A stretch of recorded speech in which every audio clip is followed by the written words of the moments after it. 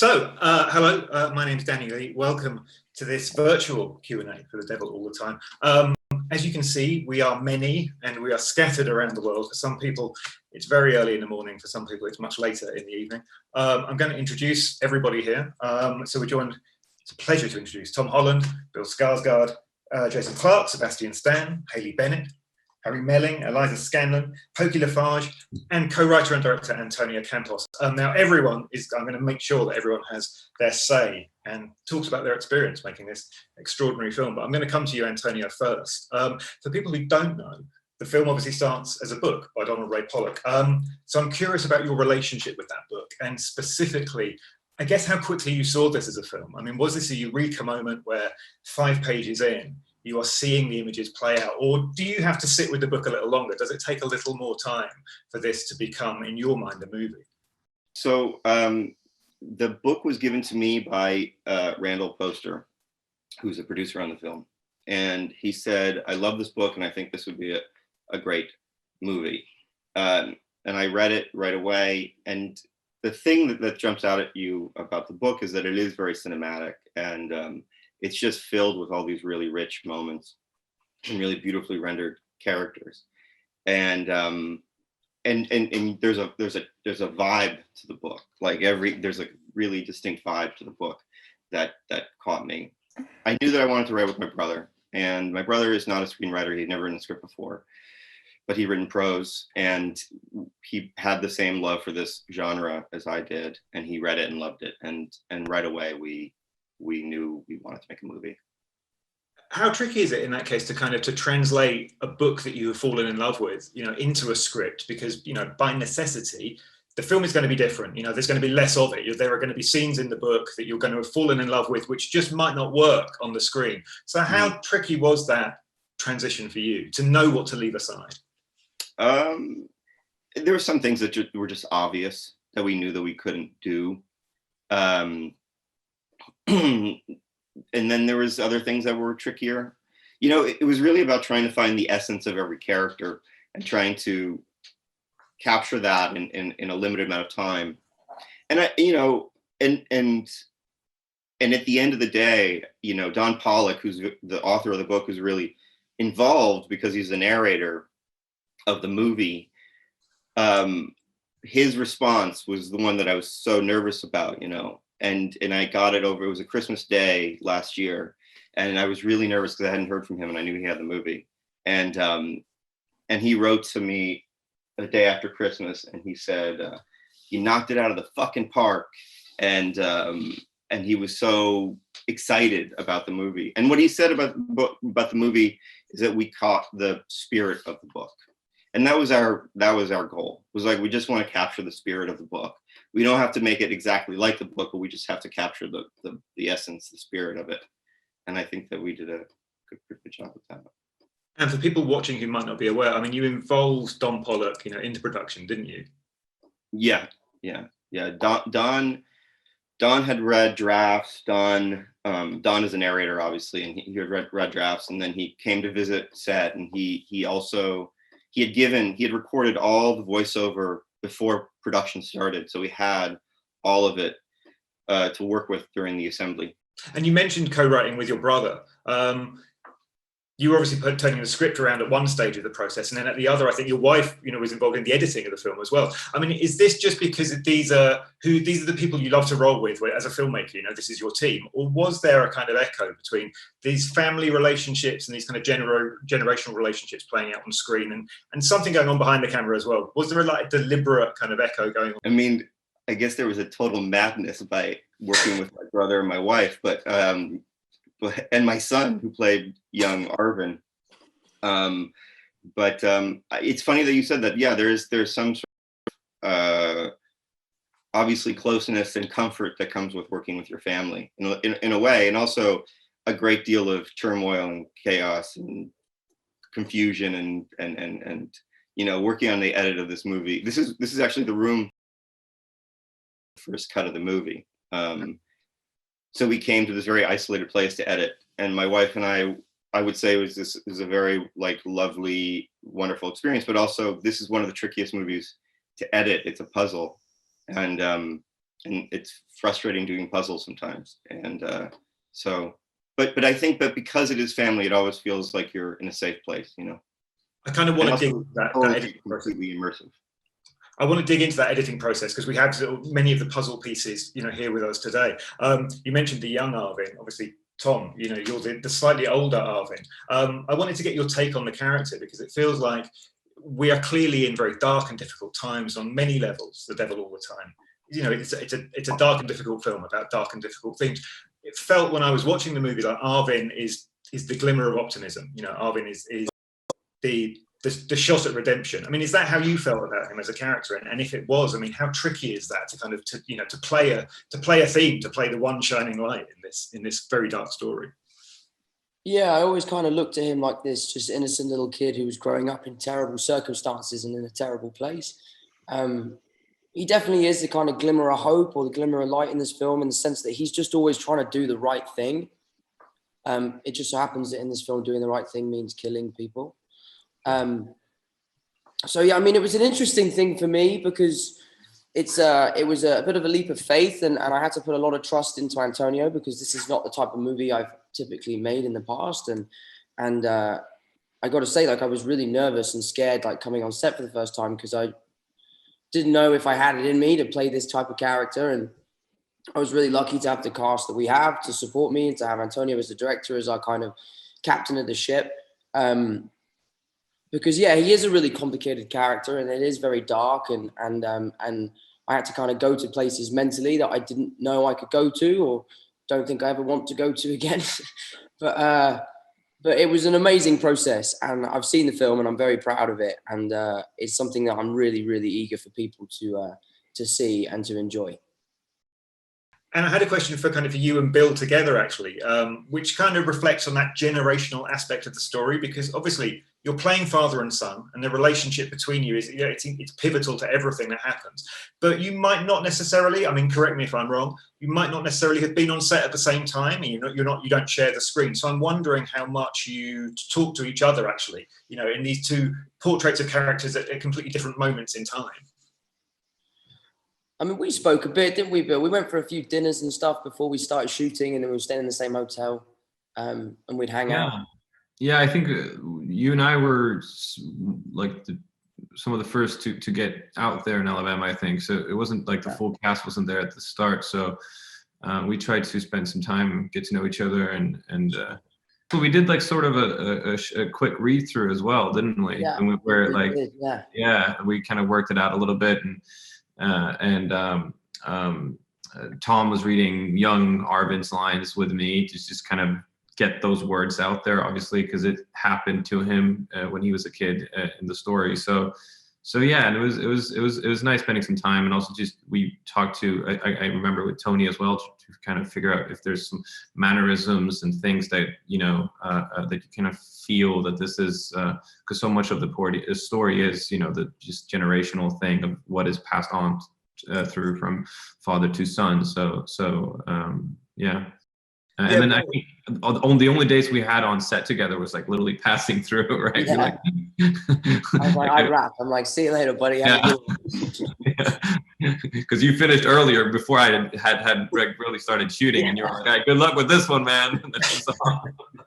Buckle up, bro. You're about to go places. But yeah, I was really curious about that, Bill, specifically because Willard is a character who, like everyone in those kind of first moments of the film, I mean, his decisions then echo right through dramatically until the end of the film. Does that affect your performance, or are you thinking about your performance being you're in this kind of 20-minute film within a film, or are you thinking I'm still there spiritually, over 2 hours later? Yeah, I mean, of course. That's the thing that I love with the script and the book as well, which is it's kind of it might be great for Netflix for that reason, but like the fact that it's telling chapters, so you have all these different short films almost or short stories that have this red line kind of tying it all together. But yeah, it was great. Like I dealt with that like Willard's story as if it was just his story because obviously his story ends. But yeah, then understanding what I think what was great watching the film was that I had I had the scenes with Haley obviously, and Little Banks, who played a young Arvin. But I hadn't seen, like, this is such an amazing cast of people here that I kind of, got to meet and spend some time with, but I didn't see them do their scenes. So it was great watching this movie and see what a great job Tony did to kind of just put it all together. And it's like, oh yeah, we fit in to this movie like we're part of this very fucked up, destructive family somehow. Jason, let me come to you. I mean, Carl is a character who's actually there from beginning to end. We meet him early in the film. He's still there, at the end of the narrative. He's a monster on so many different levels. And I'm wondering for you, as the actor playing him, how easy a character he was to take off at the end of every day's shooting. He feels like someone who might have got under the skin a little bit, or did you just shrug him off? There's a lot of mints to get rid of that cigar. There's a lot of, washing to get rid of those dirty clothes. It's not somebody you really, no, you've had enough. I mean, when you're chasing some dude naked through a forest, you're really depending on, your cameraman, your other actors, your director to just, let's not do this for a week. You know what I mean? Let's not do this all day. Let's just get in there and get this, because it's you're feeling for the poor lad on the ground with his, pine needle rash all over him. And at the same time, it's quite funny to look across at Riley and just think, like, there's just some great, there's something very enjoyable, the scene with Harry and that in the car. There's a great absurdity to it, which is light and wonderful. But yes, it requires a clean under the fingernails job afterwards, because these people are living very hard lives. As well as good, bad, and we want to judge them, but they're living very hard lives and eking out some measure of meaning, whatever that is for the audience, that is, I guess, noble in its own way, but pathetic in its own way as well. There's a lot of juxtaposition in, I think, all of these characters. Bill and Tom's characters start off with a war hero creating, his worst moment of his life in a moment of mercy. That opening, picture of a man, who's fought his way through the islands of Japan and finding one of his own crucified to a cross and flayed, and he does the noble, decent thing, but it's soul destroying, and it's there at the very end of the movie when Tom's character goes back to it. It's never left any of us. And I think, to answer it in a long-winded way, that's kind of it. There's something very enjoyable and funny and absurd and kind of a great thing when these parts and these roles come along and somebody decides to make them, like Antonio on Netflix. And there's just something like, what, I'm happy for a nice warm shower at the end of the day. And I'm curious, actually, it's a question for you and Antonio about actually on set, whether, Antonio, were you aware of that with Jason? Were you aware that Jason clearly, this great, very experienced actor, but is also going to be going through some pretty interesting psychological stuff unavoidably? So is there a sort of particular relationship between the two of you on set where you have to be aware of that, and you have to be aware that Jason is going to very dark places? When you say dark, I don't think it's, just to qualify that, I think it's just, you don't want to be doing a marathon every day in terms of not just the length, but in terms of, it's rough, it's rough on everybody there, I think, and so it's the ability to fire when you need to fire, get your ship ready to cross the line and go, because, that's the way you want to play it. Yeah. And I mean, from my perspective, I'm just, as a director, you want everybody to be comfortable and happy. But when you're playing roles like this, you're directing roles like this, you have to know that the actor is getting into a weird, dark place and allow them to be there and have, you're interacting almost at times with the character. But again, to Jason's point, it's like, the day is long and there's a lot of moving around, and, it's not like you're doing 150% every take, and you're also looking to balance it out by going to someone else and giving the other actor a break off camera or whatever it is. There is a consideration there. And you also want what you want. They'll run out of steam and need a little bit of a reset or reboot. So yeah, but also, you know, at the you kind of like, it's exciting, you know, it's exciting to be interacting with someone who's kind of in two worlds at the same time, you know, and every once in a while you know, like Jason might speak to me as though he were Carl, and it's kind of surprising or jolting, but I think it's also like really exciting because, you know, you got this electricity to work with. Before we pick things back up with the actors, I mean, I have one sort of question about casting, which we're seeing this amazing cast here in our gallery. When you're casting, are you almost seeing a gallery like this in your mind, or are you casting each part individually, or are you thinking about how this ensemble is going to work and people are going to spark off each other, almost like you're kind of, I don't know, putting together like a band or an orchestra?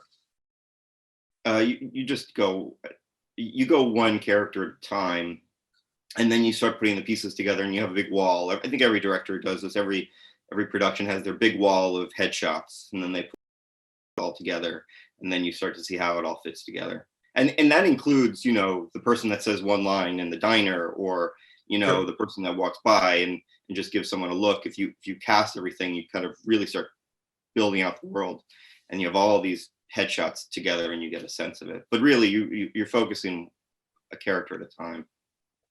Haley, hi, let me bring you in. I mean, I think I'm right in saying that you're pretty much unique among the cast, or the cast that we have here today anyway, in having spent a lot of your childhood in Ohio, in kind of, you know, in these sort of rural areas.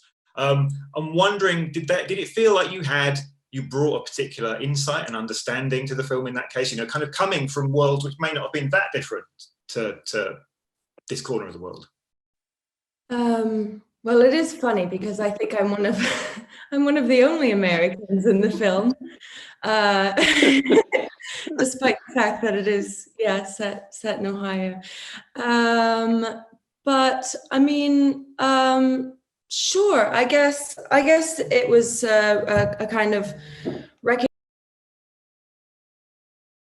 not to that kind of extent. Obviously, this is a very heightened perspective of the world of Ohio. There goes my phone. So sorry, that's my dad calling from Ohio. You planned that, right? That's supposed to happen. Yeah, and it is a part of the world that I'm particularly interested, not because I'm from there. It's just I live in England now, which is so I'm about as far away as possible. But I mean, I just connected with the story. It's kind of like Arvin in Wonderland. Arvin in this kind of twisted, dark, wicked Wonderland.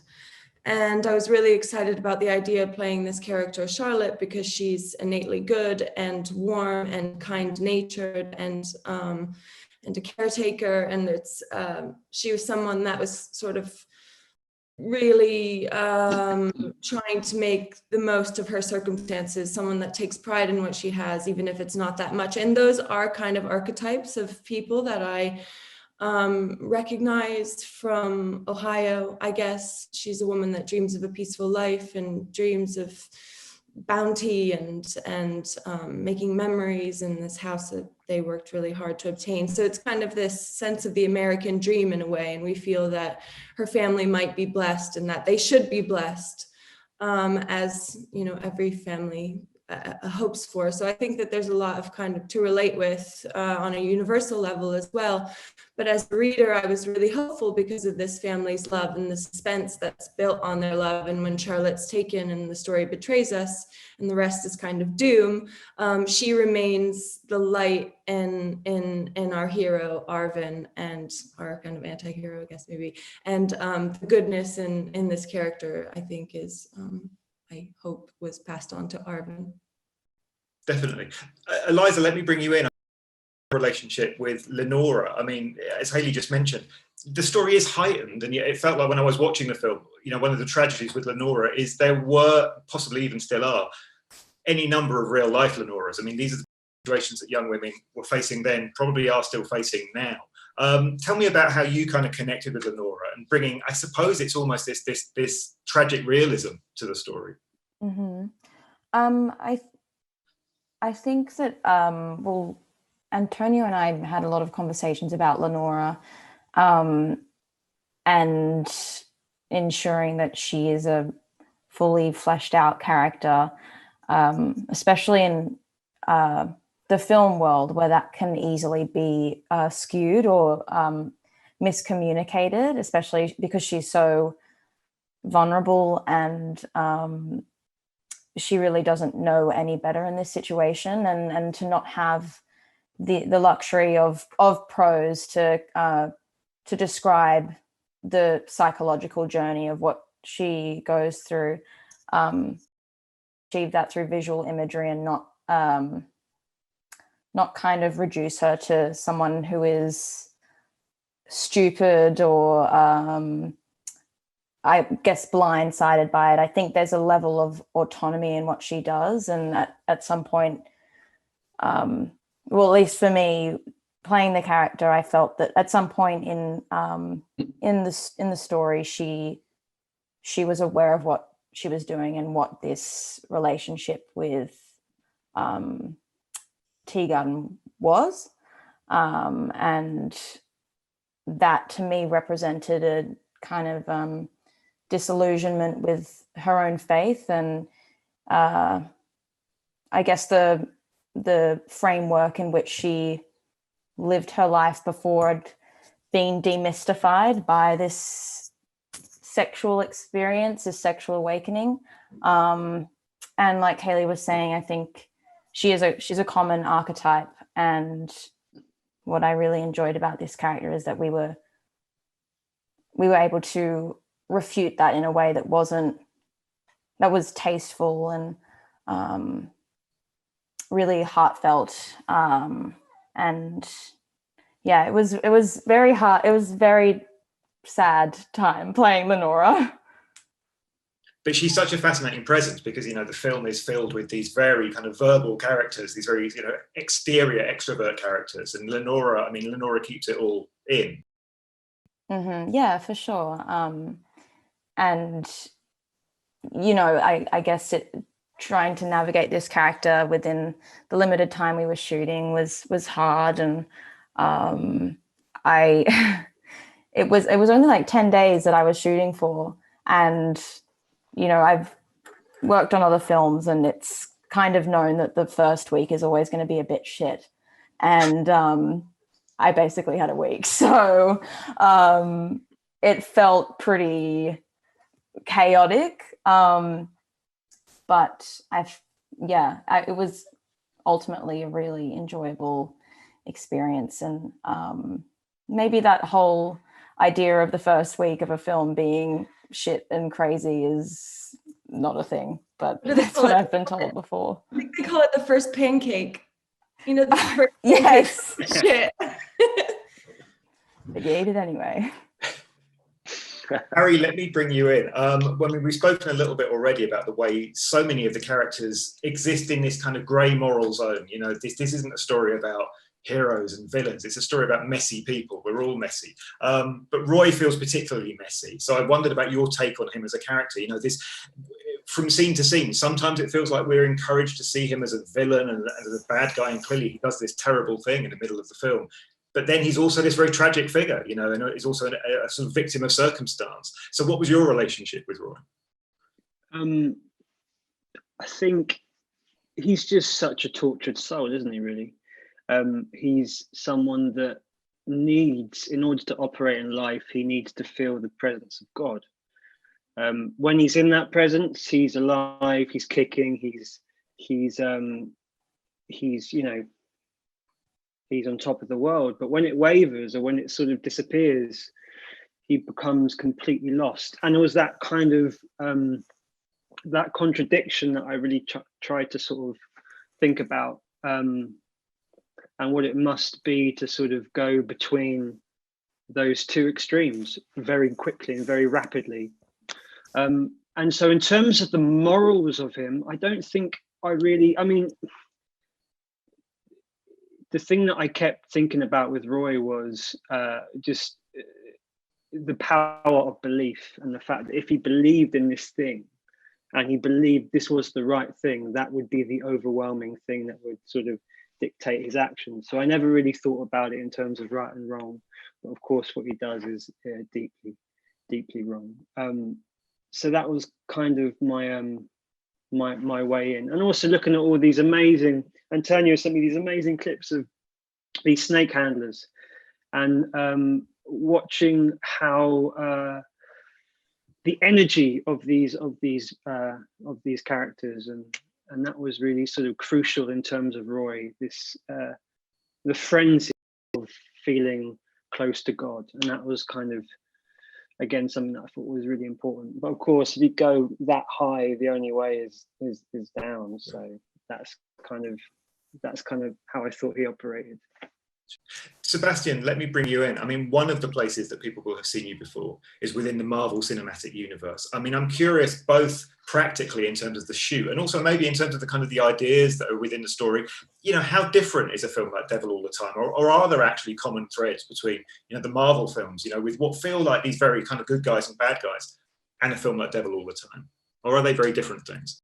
I think it's always different. You know, I think it always depends on the director, really. And, you know, like for me in the Marvel situation, you know, largely I'd been with the Russos, who had a very specific point of view and take on everything. And so, as did Antonio here. In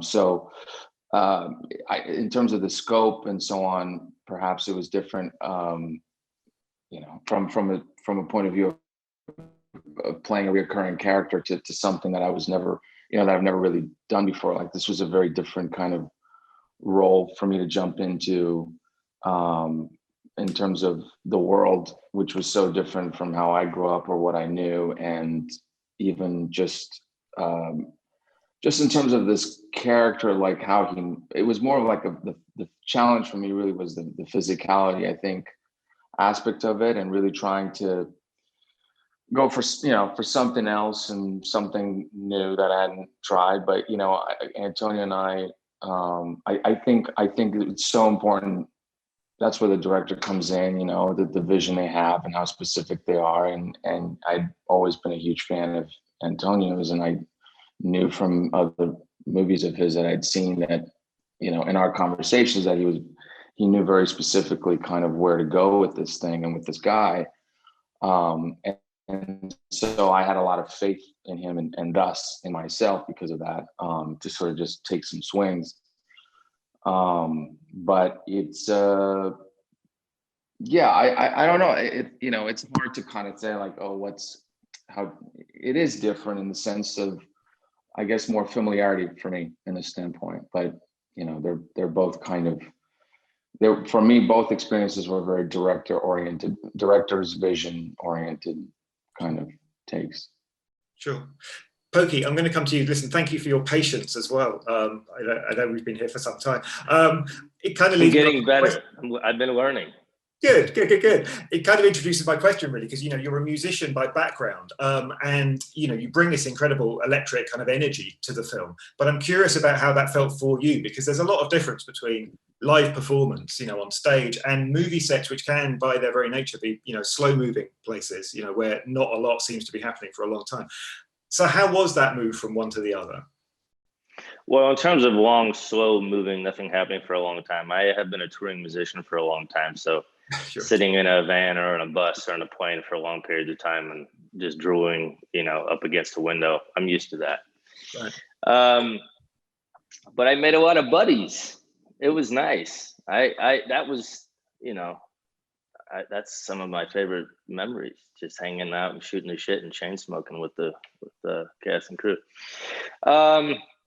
My experience, I focused on, in terms of the role,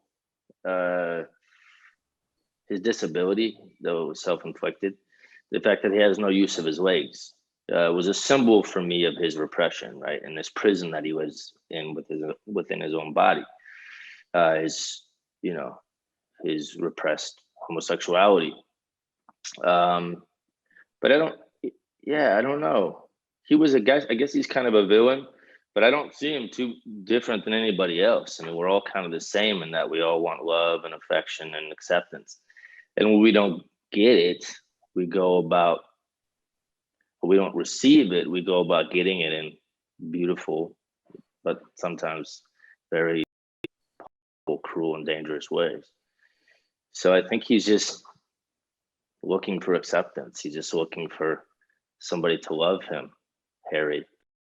And so I really relied on Harry a lot, you know, because of the professional that he is, but also because he's my cousin. We travel around. That's what we do, and because I love him. Right. So, but you don't, you know, he hasn't been able to say that. So yeah. So I just want to say thanks to Harry one more time, and to everybody. We've got time for one more question, really, which I'm going to put to Antonio, but anybody else is free to jump in. I mean, obviously, on one level, the film's a period piece, or it's two period pieces. It's about the 50s and it's about the 60s. But is this a film that's actually also timeless? I mean, is this a film which is also about 2020?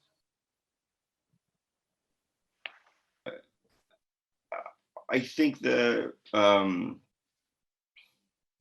questions of faith and the relationship between faith and violence, and the kind of madness that faith can lead to, and fanaticism. You know, people who abuse their power is timeless and universal. I think that to compare it to what's going on in 2020 is, you know, I think it's tricky. I think there are aspects of it that are definitely at play. I mean, I think there's the person in power is reflective of a certain kind of madness that's at the heart of America. Yeah, I mean, you know, we made the movie in 2019. And I wrote the script between 2015 and 2018. And the book was written in 2010 or 2011. So, you know, it somehow, it is a story that's universal. It was written at a different time, but there's echoes of what's going on now, I guess. Okay, well, listen, I think we're out of time. So what I'm going to do is wish all of you, for who this is morning, a good day. If it's evening where you are, sleep well. Thank you for joining us. And yeah, I've learned a lot as well. So thank you, everybody. Thank you. Thanks, everybody. Thanks so much. Thank you very much. Thank you. Thank you. Bye.